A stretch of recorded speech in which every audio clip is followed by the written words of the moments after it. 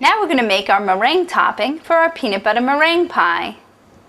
Let's take our 3 egg whites and we'll put that into our clean bowl. You want to make sure that you've cleaned out all the peanut butter and any fat or anything that's on the sides of the mixing bowl, because the egg whites will not beat up if there's any grease in there at all. Any fat, any grease, anything like that will not. Even a little bit of egg yolk in the egg white will cause the egg whites not to fluff up.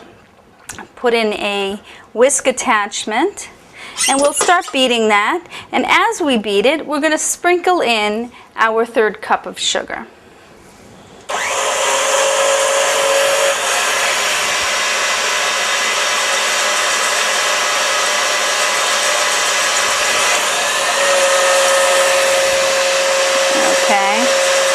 We're putting that sugar in slowly so that the sugar will dissolve as we're beating the egg whites.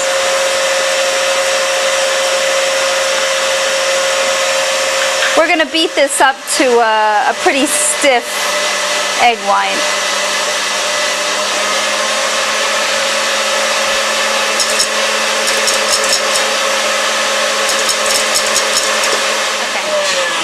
Okay.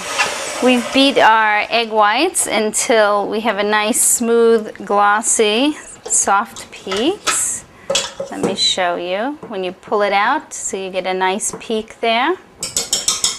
And now we're going to put the pudding into our pie. It's now room temperature. It's not hot. And we'll pour that over our peanut butter mixture, scraping out all the good pudding. And there you go.